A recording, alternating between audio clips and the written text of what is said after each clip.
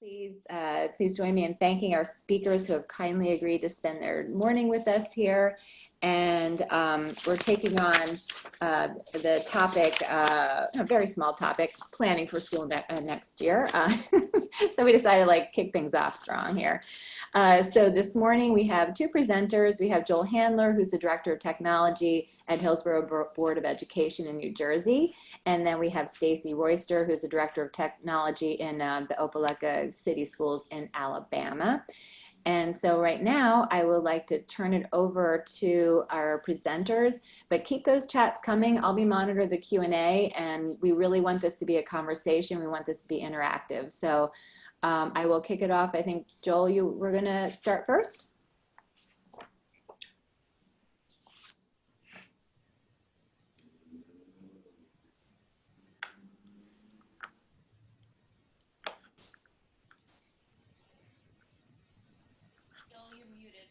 You're muted, Joel.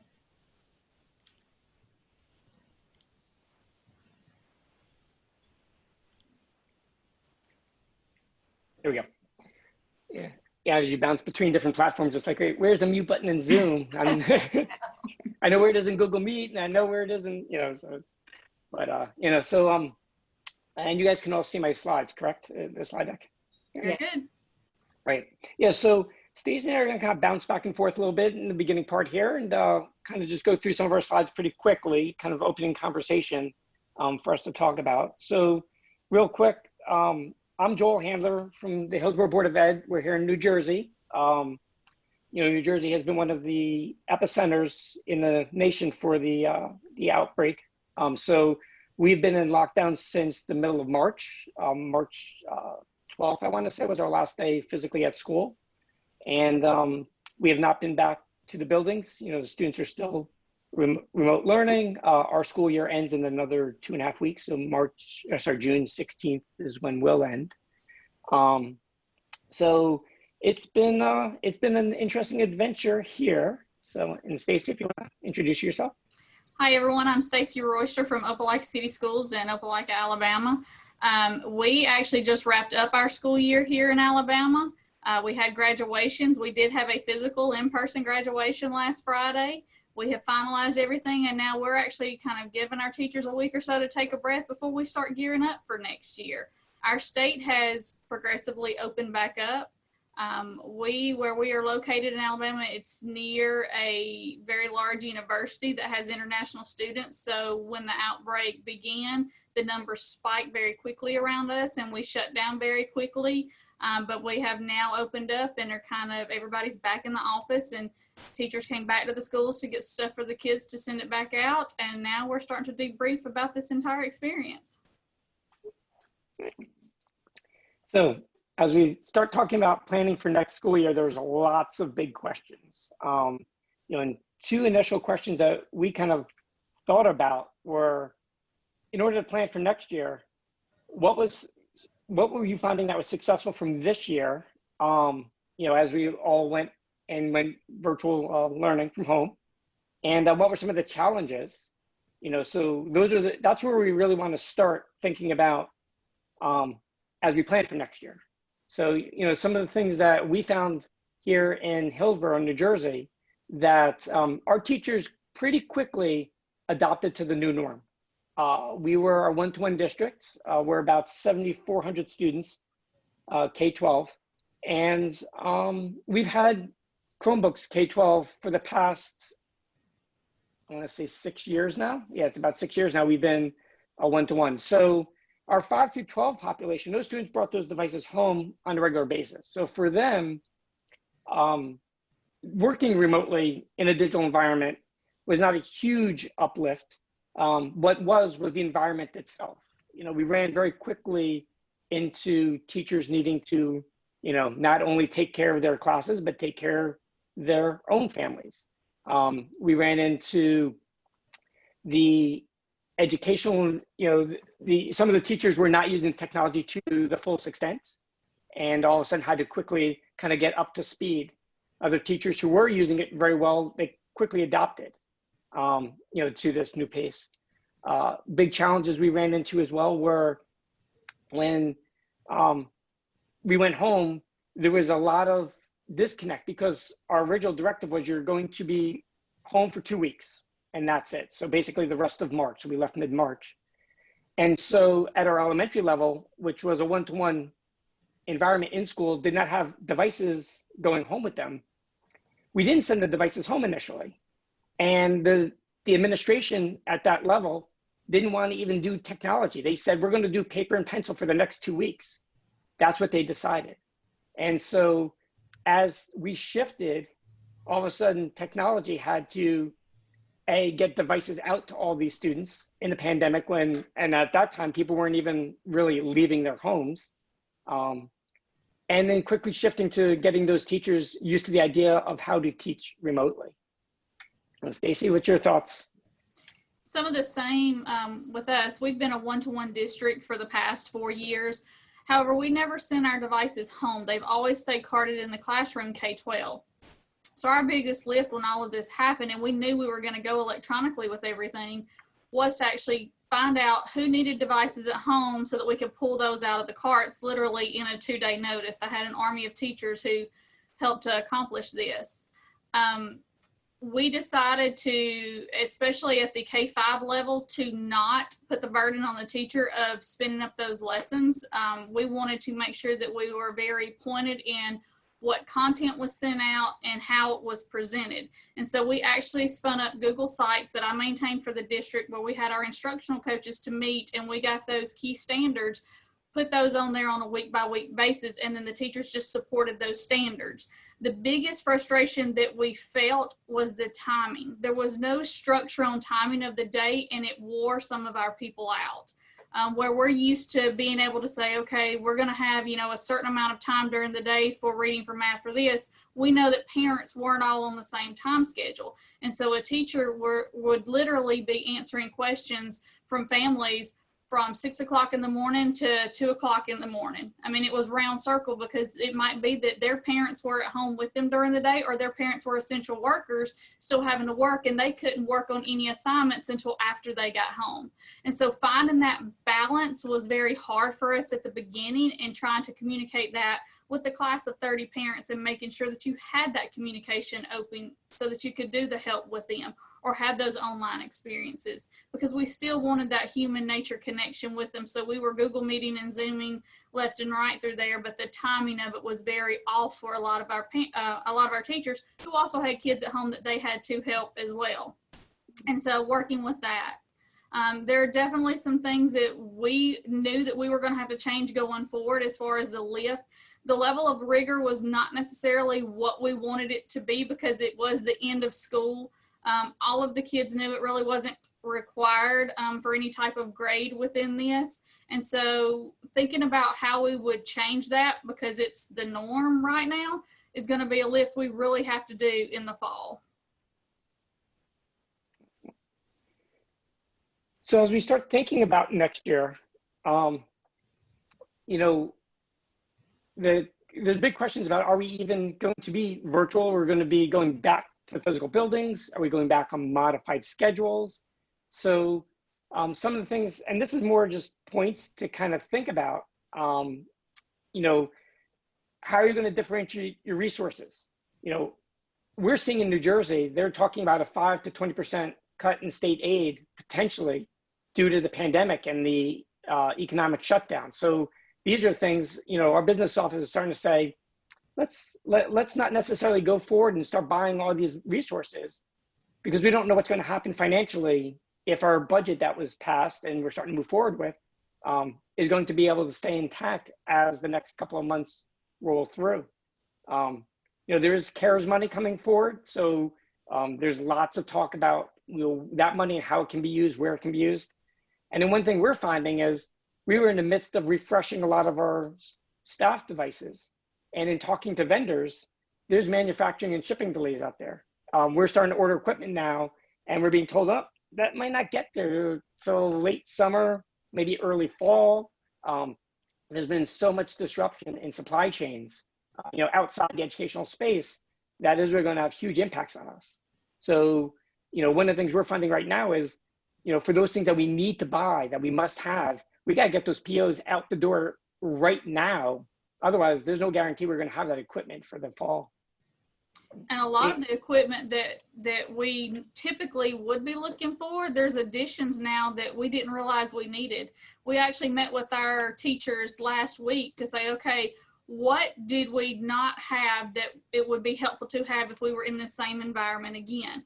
And they immediately spoke up of headsets, because we typically don't provide teachers with headsets with their laptops as their normal day-to-day routine. And so they were talking about that with the volume.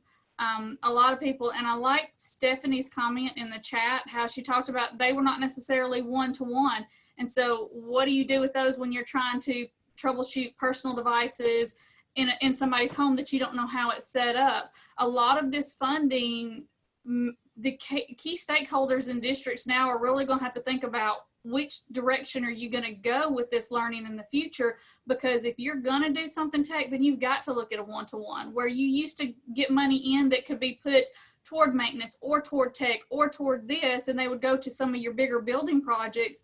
Well, now that project is building your technology in your district if you're going to support that virtual learning option. It's almost impossible to ask teachers and to ask people in tech positions to troubleshoot what's in a personal home. When we decided to send out our devices, of course, we called all of our families and said, do you have a device at home? And if so, we're not going to worry about it unless you want one, getting you a Chromebook. But if they had nothing, we got all of those a Chromebook. Well, now we're troubleshooting this person's iPad, this person's desktop, and now our Chromebook. And we've said that if we go back into this mode, everybody's getting a Chromebook because we know how it works. We know that the platforms we use work with it, and we're not troubleshooting and spending time on that kind of stuff, and the teachers can focus more on instruction at that point. And so using those funds appropriately so that you're not having some of those barriers that we had in the spring is going to be tremendous. You know, Stacy, we did the exact same thing. So at the K4, we kind of asked them, do you need a device once you decided we're going digital at that level? And then, so some families came in, some didn't, and we're stuck at that level supporting, well, if you're using an iPad, if you're using a computer, and then we were trying to give out devices pretty much the past 3 months for families who were, you know, it just wasn't working anymore. And we've got many of them who came forward and said, you know, for the first month it was great, but now it's really not working anymore. So trying to get them devices. One of the things we're looking at right now, talking about planning for the future, is as we take back all these elementary Chromebooks that went out, and maybe about a quarter of our fleet actually did go out to the population. As we think about going into September, we're getting all these devices back. Do we want to put resources into wiring back up the carts if we don't know if we're going virtual in the fall? So we're kind of holding on to that. We're going to say, we're going to wait till the end of July, early August, before we decide what we're going to do with them. They're literally going, we're going to, you know, make sure they're working and everything, but not, we don't want to put the effort into wiring the carts if come the fall, we're going virtual. And if we do go virtual, we're doing the same exact thing. Everyone's going to get the device. It's not going to be a, well, do you need one? Do you not? Because we know that, you know, what happens. This family's not able to use it correctly, or this one is not on the same platform, becomes very difficult. And to kind of go even further than that, we made the decision to actually not even collect the devices back. We are leaving them in the hands of the students over the summer and leaving access to all of our programs. We use Clever, and so it's a very easy click for all of our kids. And we have just, I've not suspended any of our automation into those programs. I'm leaving them open, hoping that they'll go on, and maybe it'll prevent some of this slide that we're going to see because of this gap with them being not in the buildings.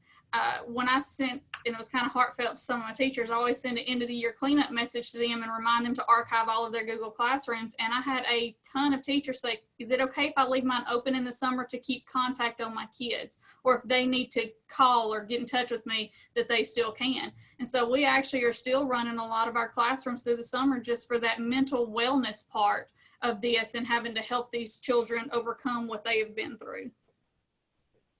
Great, yeah. So we discussed whether to collect or not, and we decided we did want to collect only because if the device isn't used over the summer, if it gets broken, you know, we want to make sure we can start the school year off with a full working fleet. But no, there's definitely complications to that. So I can definitely respect the idea of leaving them with the families. And I'll tell you, one of the reasons that I, as a tech director, were comfortable in doing that, because the same issues that you speak of, well, if they all get damaged, then when school starts, you're not going to have enough to now facilitate this. I actually convinced my superintendent, we purchased at the beginning of April enough Chromebooks for every student in our district again. So I've got 5,000 Chromebooks on order that will actually be here this week, ahead of the curve, so that we can refresh those because we know we're going to lose some. I figure at least 10% or more attrition on these.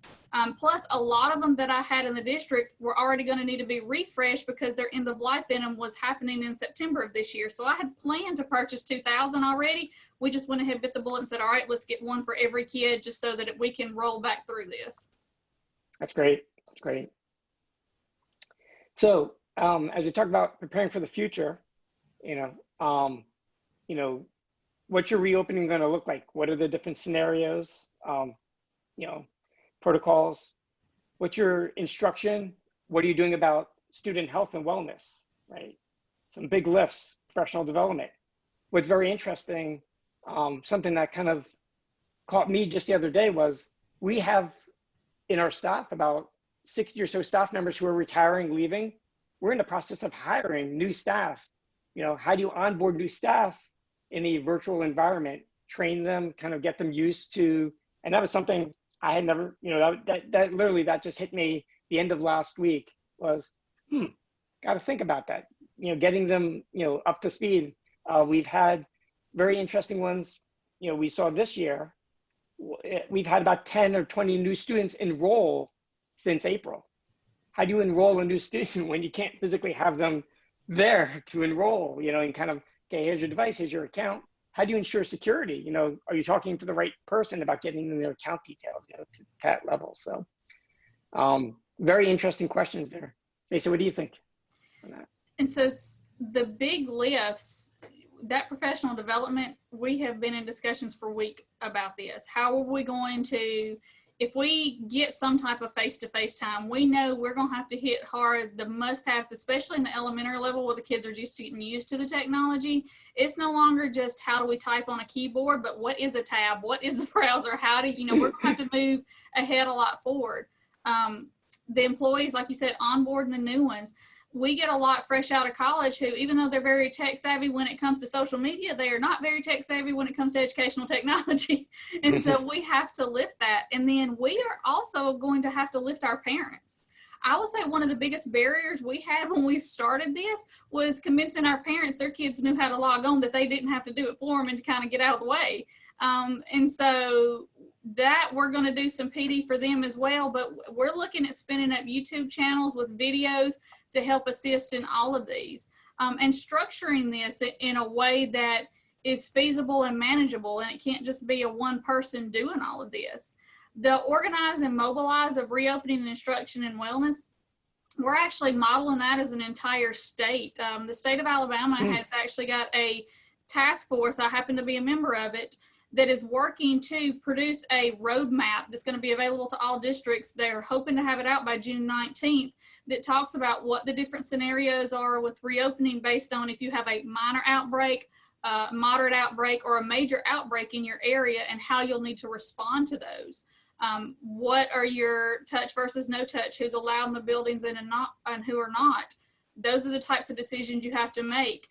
That there's that business side of education that has to be dealt with, along with the instructional side of education, of making sure that you've got good quality instruction, that you're putting it in a platform that is user friendly, that your assessments, that you can assess. I've seen so many things on social media of, well, how do I give a Google form and make sure they can't cheat? And so we really have to change our mindset of how we are assessing, go to more of those portfolio based and product based type assessments, and not worrying about a great, multiple choice question on a test. And then not forgetting that there is that mental health aspect of this and how we are lifting our special populations in there.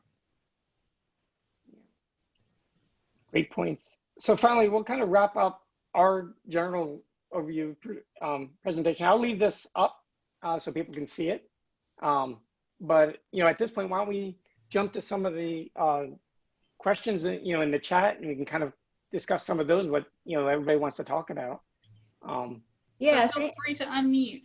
yeah, thank you, Stacy and Joel, for kicking off the conversation, and some great questions coming in here. And one of the goals we're trying to do with this is we want to hear from you as well. And so I saw a question come in that lots of great questions. So one that maybe we could start with is, how do we work with their youngest learners? So this is definitely something we're hearing a lot about. It's hard to do circle time on Zoom and, you know, cuddle and read a book. So Stacy and Joel, if you want to address it, and then if anyone would love to hear from other folks as well about how you're addressing this issue. So one of the interesting things we're finding here, you know, one of the big mantras we've always said in education was like schools aren't babysitting. That was a very big thing for many, many years. We've always said that because some parents would say, well, you know, that's how they treated schools. And though we're not babysitting, we're not daycare by any means, there's definitely something to be said for the child goes to school so that, and then the parent goes and works. Well, now that the parent is working at the same time the child's in school, but the parent is the one who's actually monitoring the child, becomes very difficult.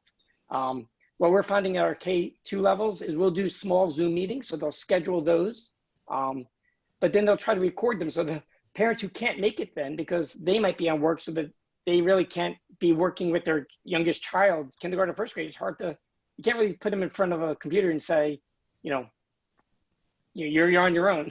It just doesn't work. You know, the parent kind of needs to be there with them.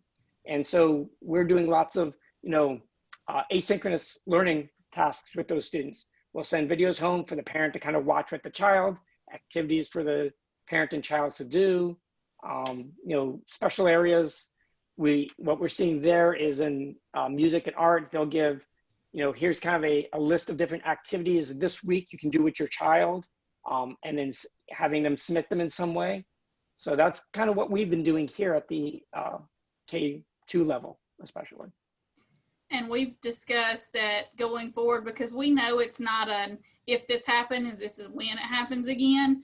What we're going to do is we're already starting to bring teachers in to film our lessons. We're basically going to divide the curriculum up, hit those major content standards, and go ahead and film and have those videos ready to go so that we can push out within our classrooms as the year goes on. And instead of asking, you know, if I have 25 kindergarten teachers, instead of asking every one of them to come up with a lesson for the same standard, we'll divide and conquer. That way it doesn't overburden them. Have that repository ready for when school starts. And then when we start back, they just pull those into their lessons and then are true support. They can schedule the live meets when they need to be that small group support and have that one-on-one. Because we talked about, you know, how do you teach a kindergartner who's trying to make sounds and phonics? How do you do that virtually? You know, when you're trying to look at their mouth movement and look at that kind of placement, that's a lot of one-on-one. We think of our small group tables and what happens at those. That's going to be our biggest challenge of making sure we can mimic that in some type of virtual environment while still having the whole group somewhere a sequence is listed in videos.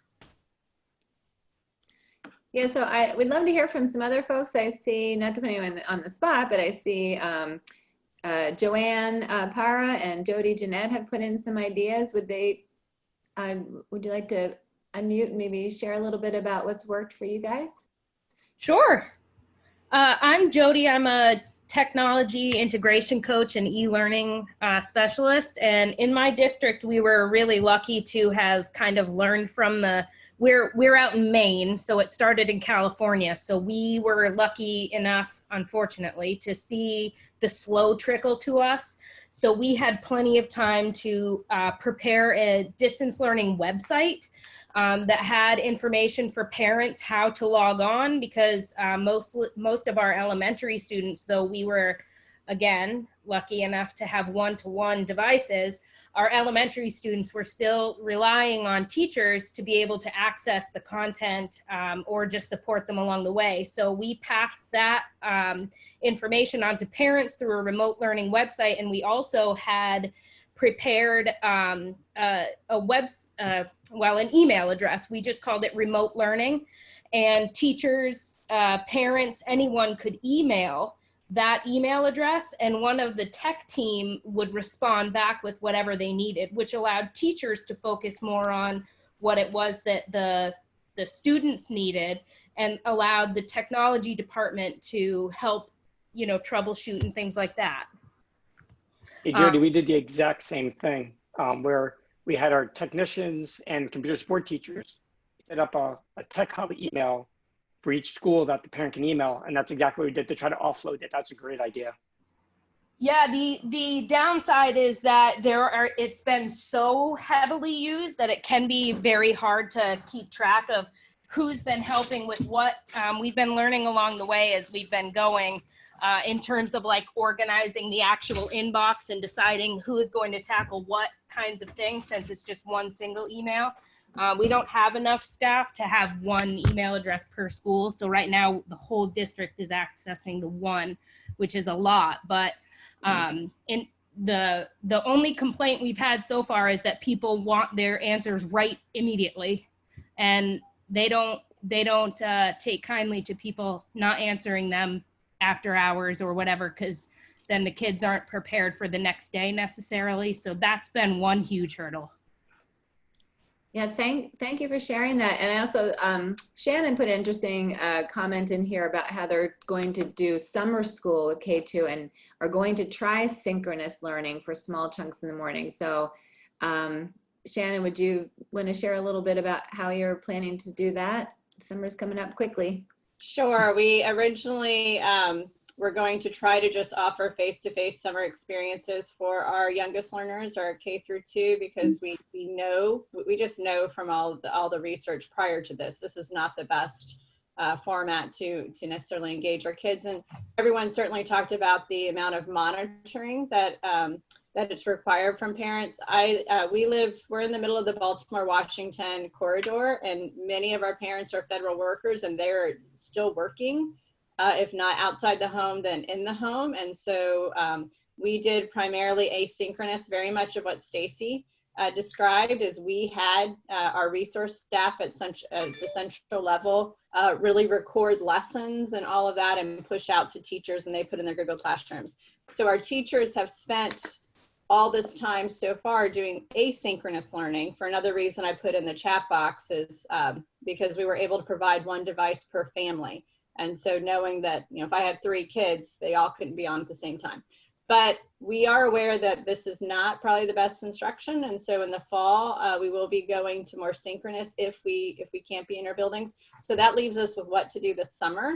And so we are working with some teachers now of how do we create a synchronous experience for our students in K2. We've identified about 1,000 students who will be invited. And we have a district of 85,000 students. So about 1,000 students who will be invited. We don't know if the parents and families are going to take advantage of this opportunity, because once again, with those youngest learners, we need that monitoring aspect at home.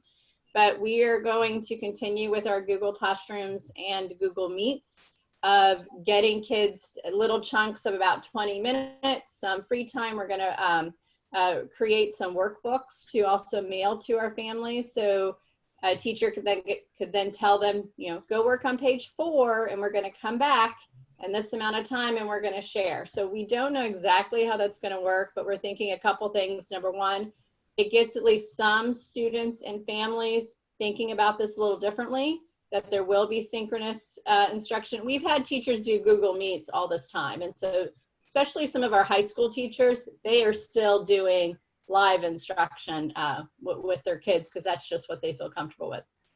Interesting. So we're going to see that, and then we're going to start this transition of teachers. So how do we get them to unlearn what we've done so far, which is this asynchronous system, and then going to this new system. So we're not sure how it's going to work out, but just wanted to share that's at least part of our transition plan as well to that synchronous environment, is to get, you know, see what works and doesn't work with the system. So that's what we're trying. Thank you for sharing. And that's the huge issue, because I think everyone agrees what we're doing now is not the kind of robust teaching and learning we really are hoping to push out to our students. Switching gears a little bit, this question resonated with me because I hear this a lot. And I'm backing up to see who said this. Jerry said this. Successful not even, I think even beyond one-to-one, is going to require IT and curriculum teams to coordinate and collaborate. And so this is definitely something I'm hearing a lot. So for either our presenters or anyone else on the call, you know, if Jerry, you want to share that, or if anybody else wants to share, how are you getting the curriculum folks and the IT folks kind of on the same page to make sure that whatever fall looks like will be a collaborative effort? So I can tell you in Hillsborough, I'm the director of technology. I oversee both educational as well as, you know, IT infrastructure.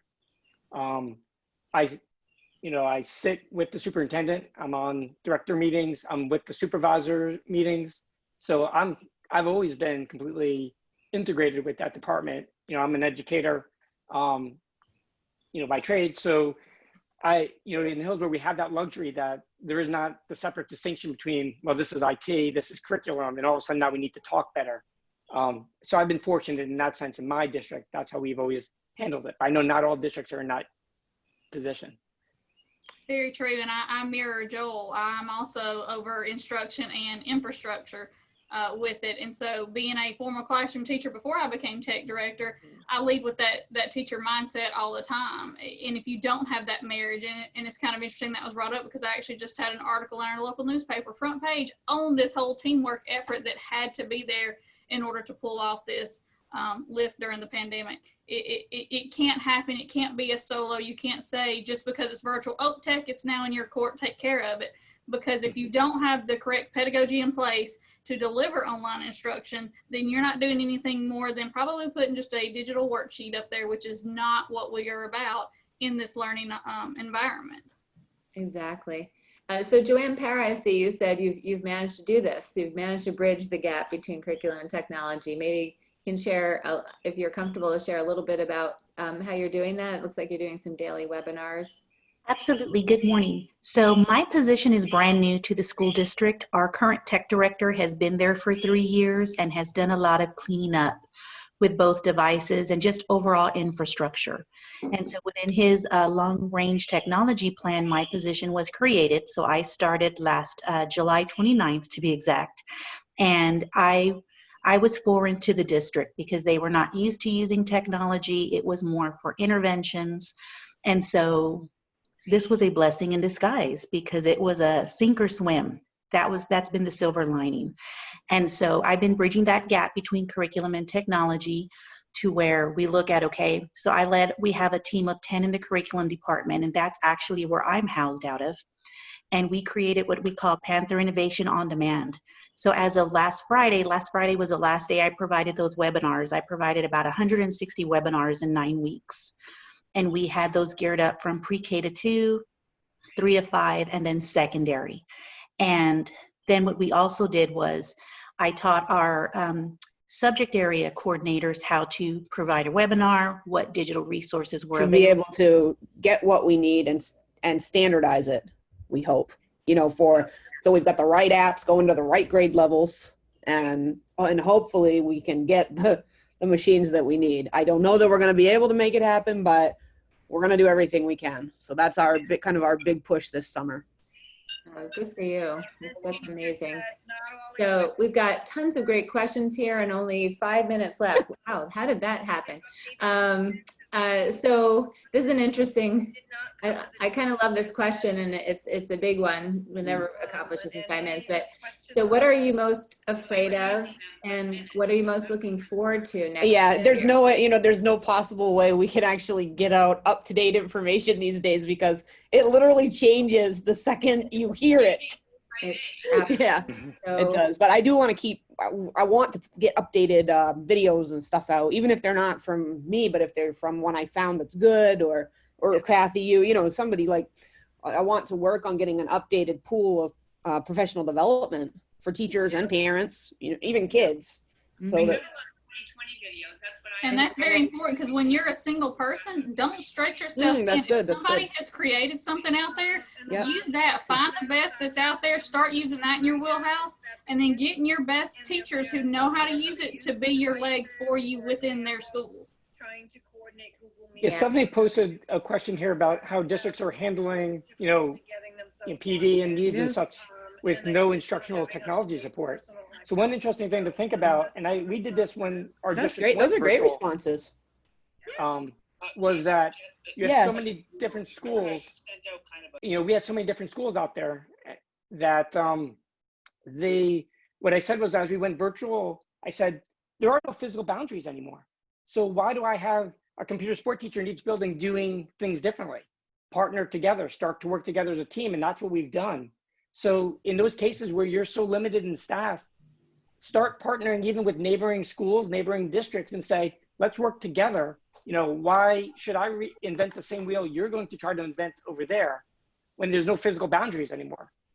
Just like we're all talking across the country instantaneously, you guys can do that too across different districts. So we're doing that within our own district, and we're starting to do that even within other districts in the county. We're starting to partner things together here. That's great. And just a few minutes left. Would anybody else like to, one positive thing I've heard is this is an opportunity to innovate. And so I think the most forward-thinking districts that we've talked to are really seeing this opportunity as a way to innovate. So would anyone like to share maybe what you're changing? I can randomly call on some people here that see A. Schultz just said Archdiocese Tech Support is a webpage. It posts videos and links to all videos. I think PD is the biggest thing. So anybody want to jump in and how are you taking this opportunity to innovate with your instructors? And I can always just start with Joel and Stacy in a pinch here. I know, Stacy, I love what you said the other day of what you're doing. Maybe you could just briefly talk about that, if you don't mind. So, literally whole team effort here. I call them my army of teachers because they really are. They come up with some of the greatest ideas. For the past 4 years, I've been in the tech director position for 7. I've been training them to become more me's out there in the district, to advocate, to share, to show.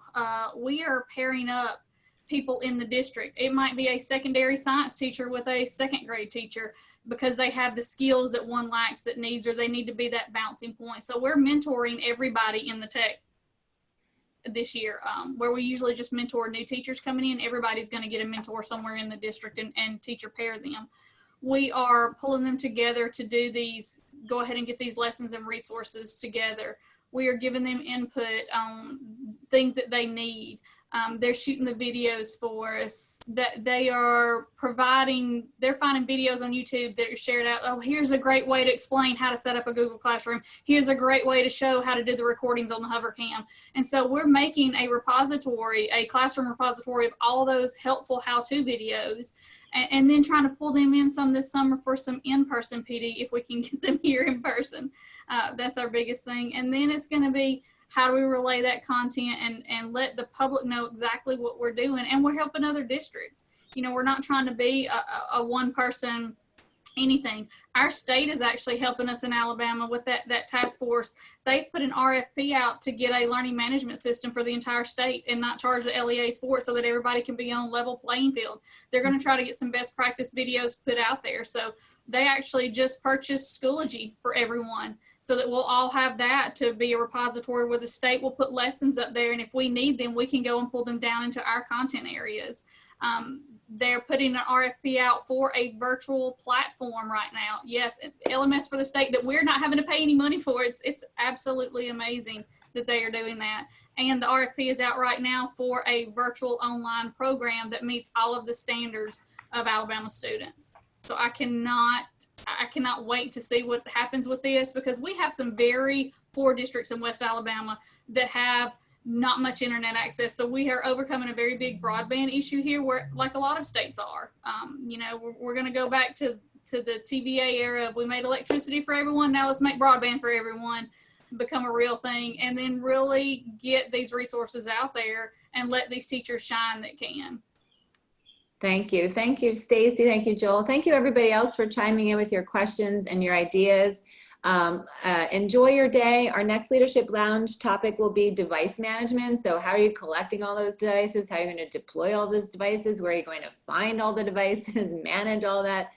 So, so come back at 10 o'clock. We've also got all kinds of great sessions happening in other areas. So you want to navigate back to the conference hub and then kind of check your schedule, network with each other, use that live chat feature, schedule appointments. Really, I'm hoping that everyone has the opportunity to grow their PLN through this experience. So have a wonderful rest of your day, and we'll see you soon.